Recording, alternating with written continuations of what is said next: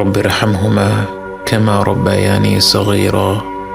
হে আমাদের রব, তাদের দুজনের প্রতি রহমত প্রদর্শন করুন, যেভাবে তারা শৈশবে আমাকে লালন পালন করেছেন।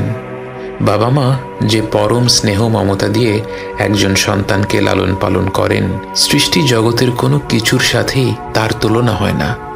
এই মমতায় কোনো স্বার্থ নেই, নেই কোনো শর্ত। যখন আমরা আল্লাহর কাছে বাবা মায়ের জন্য দোয়া করি, আমরা পৃথিবীর পবিত্রতম মমতার কথা উল্লেখ করে রব্বুল আলামিনকে বলি, আমার রব, আপনি এইভাবেই তাদের উপর রহম করুন। বাবা মায়ের জন্য এই দোয়াটি পবিত্র কোরআনের মাধ্যমে আল্লাহই আমাদের শিখিয়েছেন। অথচ আমরা যদি শুধু বলতাম রব্বিরহামহুমা, এটাও একটা সম্পূর্ণ দোয়া। এর অর্থ, হে রব, আপনি তাদের দুজনের উপর রহম করুন। কিন্তু আল্লাহ আমাদের শিখিয়েছেন রব্বিরহামহুমা কামা রব্বায়ানি সগীরা।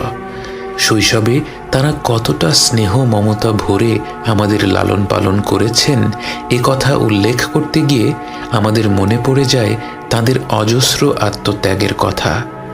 এই পৃথিবীর বুকে আমরা ভূমিষ্ঠ হওয়ার আগে থেকেই বাবা মায়ের আত্মত্যাগ আরম্ভ হয়ে যায়। রাত পেরাতে গর্ভবতী মায়ের ঘুম ভেঙে যায়, যখন তখন প্রচণ্ড ক্ষুধা পায়, শরীর খারাপ হয়, বমি হয়।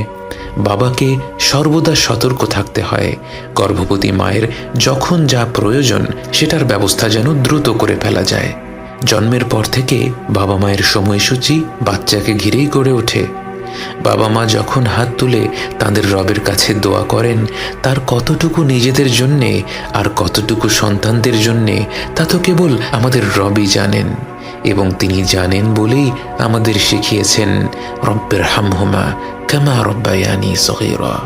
এই রব, আপনি তাদের দুজনের উপর রহম করুন, যেভাবে তারা শৈশবে আমাকে